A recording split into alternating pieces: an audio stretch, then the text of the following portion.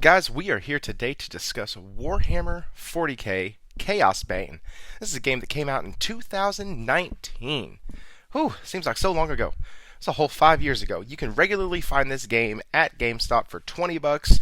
You can find it on sale for $10. You can get it digitally through CD keys for $2.17. This game goes on sale all the time. And I think I got mine for like $7, and that was the Slayer edition. I finished the base game, and I wanted to give my thoughts on it. It took me 15 hours to finish, and that's with playing about 4 hours of co-op on a different character with my son. So probably 10 to 12 hours to finish the main story. And then there's 2 other DLCs that come with the Slayer edition. I have not messed with those, but I'm guessing the gameplay loop is relatively the same. So let's dive in. If you could, hit that like button, subscribe if you're new here. If you've played Warhammer Chaosbane, let me know down in the comments what your thoughts on the game were. Alright, so let's dive into the first thing, and I think the weakest part of the game, but not necessarily to its detriment, is the story. These games don't do a lot when it comes to story. And by these games, I mean isometric action-adventure titles. They just don't. The most memorable story that I can think of is the story of Diablo 1 and the story of Diablo 4. Those two I kind of remember. I remember Diablo 1, but that's about it. The point of the story in these is to get you from point A, which is you're starting out, you're this champion, you're this warrior, you're this whatever, this adventurer, and then you get sent to destroy evil. And that's what you do in this one. You are a champion of Magnus, and you are going to kill the Emperor. Ta-da! That's the thing. And you have to fight hordes of things to do so, and use all your abilities, and use all your know-how of the game's mechanics to defeat the bad guy. That's it. Super simple, super easy. Now, the reason why that's not a problem is because generally in these type of games, it's the gameplay loop, the looting, and everything that carries it. So does it do that here? Well, let's get into it. Gameplay is easy, it's fun, it's rewarding, and by the 10th hour, it is boring. It's not in-depth enough. The systems in this, now mind you, I'm coming off of playing something like Path of Exile 2, so I might be a bit skewed.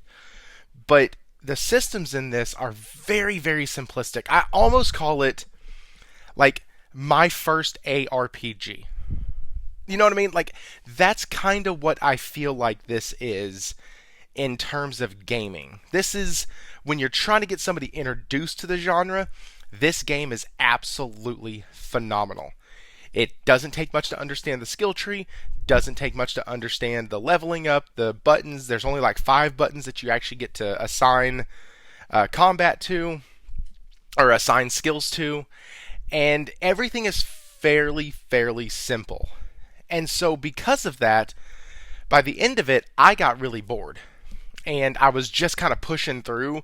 I seriously don't know what happened for the last hour of the story, because I was just skipping through everything just to finish it. I wanted to finish it, and it just fell flat afterwards. Now, if you're new to the genre, you are going to have a blast. And after this, you can come back to the comments and ask me for suggestions on other ones to play, and I can absolutely give you that if this is a genre that grabs you. But for this, for hardened players in the ARPG space, you are going to be bored pretty quick.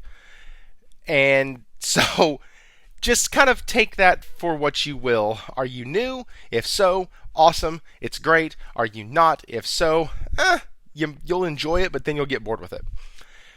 Let's move on to the leveling up.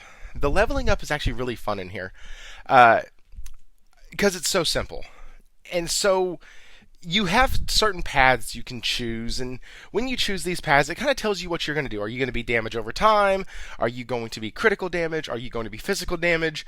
And then your corresponding skills give you the option to dive into one of those strategies.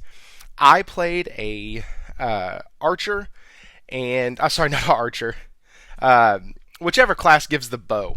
That's how forgettable some of the stuff was in the game. Because I can't even remember what class I played, and I just beat it yesterday.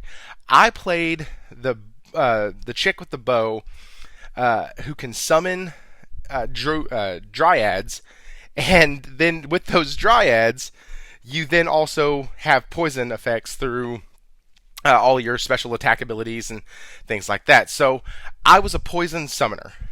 It was awesome. But because of the way the leveling up works, there is a point, probably about halfway through the game, where literally the power fantasy becomes too much. And you literally just start mowing over things. That's why I call this is my first ARPG. I can't think of another way to describe it. And I know I've said that once in the video, but everything is so easy and so rudimentary and so min-max that if this is something that you want to get your kid into with ARPGs, or if you want to get a buddy of yours into ARPGs, like, this is the game you want to start with. It is perfect. Everything is so simple it gets boring. And it's in that simplicity, though, that I did at times find myself really enjoying the game. I did at times find myself really enjoying just disconnecting and almost just mindless button mashing. And I mean that, like, absolutely mindless. Like, you just sit in the same spot for 10 minutes, 20 minutes, an hour, and you just don't move. And the only thing moving are your thumbs on the controller. That's it. This game provided that. I beat this game over a weekend, so it doesn't take a ton of time to do. And with the price point that you can get it at, I would say that if you're looking for something to disconnect, this will be a game to do it. But don't look at this as something to sink a lot of time into, because you will get bored with this. You will be tired of it pretty quickly. The graphics, though, look amazing. Looks really well done, especially for 2019. That was still PS4 generation, and this game kind of lagged behind even with the standards at the time. It's not going to be a Path of Exile 2. It's not going to be a Diablo 4. It does look a bit washed. I played half on the Portal and half on the PS5 Pro, and there was a clear difference with the rendering using my TV and the PS5 Pro versus the Portal. That's to be expected, but the difference was pretty major. Everything looked really washed out on the Portal, and everything looked nice and like vibrant on the PS5 Pro. Now, once again, that's to be expected in some regard, but other games don't see that big of a dip going from the resolution you get on a TV versus the resolution you get on the handheld. Outside of that, though, I still think that they did a great job with presentation. The abilities look awesome. As everything pops off on the screen, you feel powerful, you feel like you're doing stuff, and you have really cool abilities to match. And so, once again, I think that if you go into this thinking it's just going to be either A, mindless fun, or I'm going to use this to get a buddy or my kid into ARPGs, I think this is a perfect game for that. If I had to put a number on it, you know what? I'm not putting a number on this one, because it's such a fringe case of I got bored with it because I played these games a lot and none of the systems felt fresh. Nothing felt just overly unique. There's a gold system that doesn't make any freaking sense because I have 300,000 gold and nothing to do with it. Literally nothing to do with it. And so there's certain things that just don't make sense. There's certain mechanics that you're going to find boring. There's certain points in the game where you're like, I should just quit. But then, because of the pacing of the quest, you're like, oh, okay, I'm already done. Let me just do one more. let me just do one more. And after you sat there for an hour drooling down your chest because the game literally couch locked you, you're going to look up and go, oh, okay, I'm done. And then once that happens, you might not pick the game up for another 3 or 4 years. But as the thumbnail suggests, the question was, is it worth it? Not what would I rate it, but is it worth it? And here's the deal. If you can find it for 10, 15, even 20 bucks, I think it's worth it. My price point on it, I bought it for, like I said, I think 7 or 8. And if you get it at that price, it's a steal.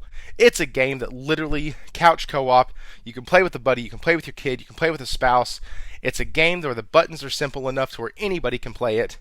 And I think you'll have a good time with it. Anyways, guys, thank y'all for stopping by. Hit that like, subscribe if you haven't already. Comment down below, let me know what some of your thoughts are. And as always, stay thrifty.